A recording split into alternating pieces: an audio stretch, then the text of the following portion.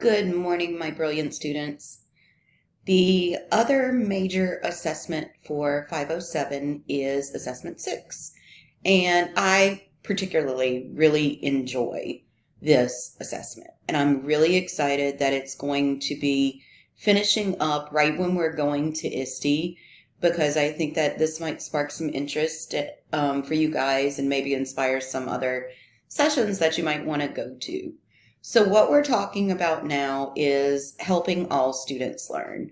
So we're going to really focus on non-mainstream students, maybe students with IEPs, 504, 1508 plans, where technology could be a help in their learning. And some of these tools you may have heard of, but others I'm hoping you have never heard of.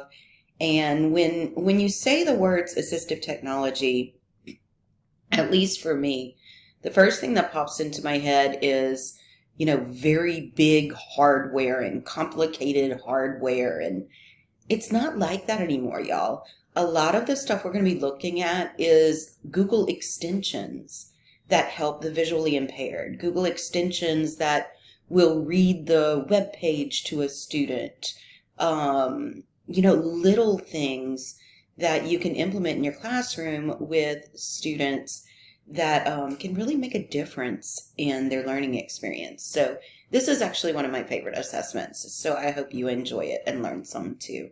So as always, look at your standards that we are using for not 1B. We use that all the time. But these 4 standards, I don't think we've used before. I think this is our first time meeting them. So you may want to pause and watch the little 2-minute videos that ISTE put out on these. This one, they did not have a video yet, but it's more self-explanatory than the others, using technology for formative and summative assessment.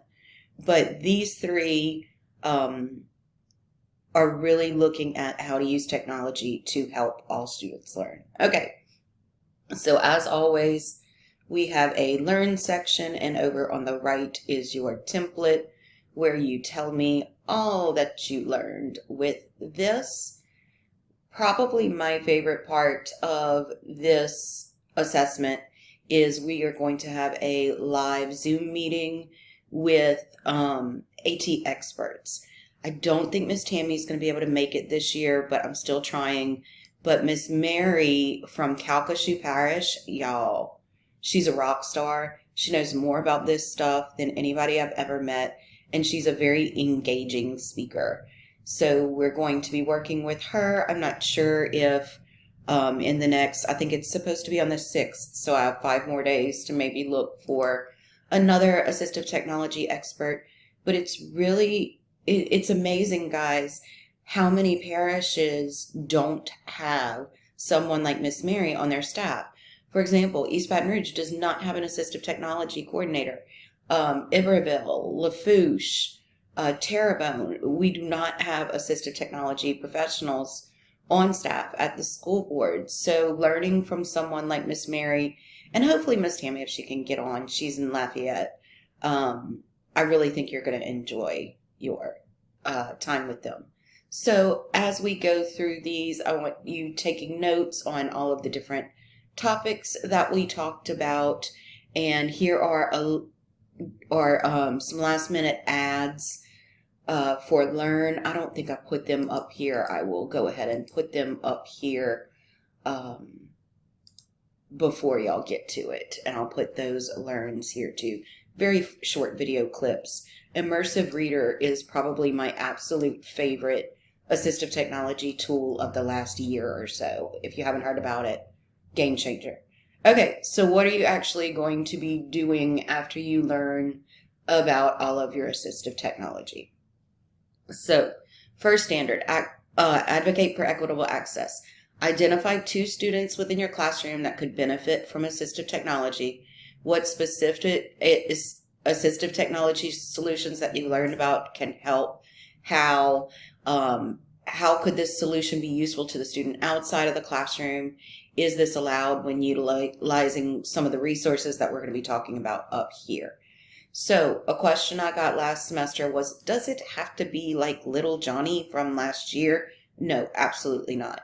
You can say, a student with visual impairments. You can say a student with, I'm going to use my own son. He has an auditory processing delay.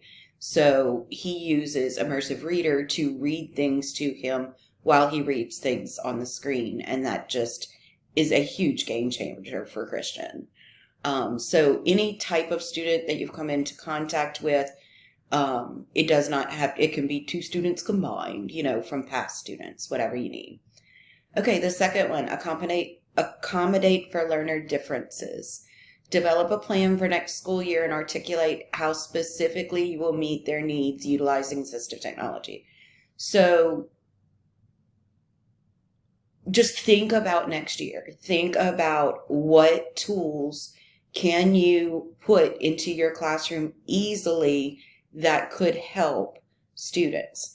One of my biggest takeaways from last year's expert meeting was if you put something like Immersive Reader that can read the screen, if you make that available to all students, it may really help a student without an IEP, without a 504 plan.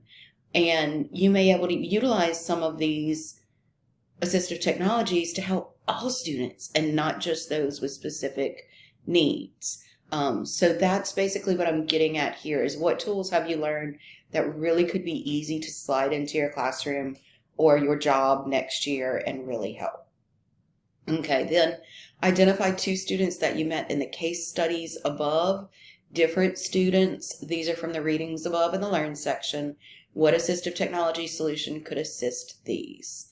And then the students must have different needs. So basically I'm trying to get you to identify different plans for different types of needs.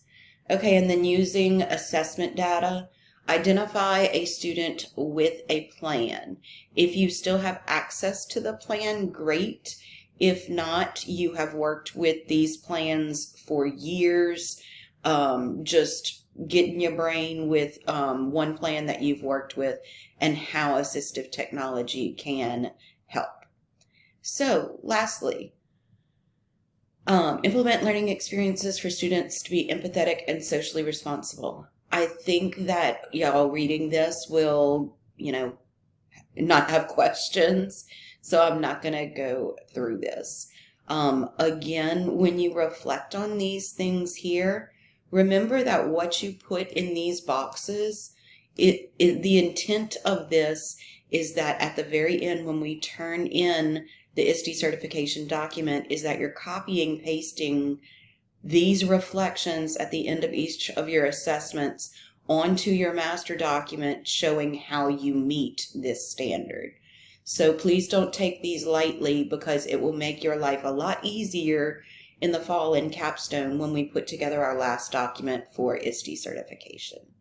So I hope this helps. I'm going to go make that correction and add to the Learn section, and that is our Assessment 6.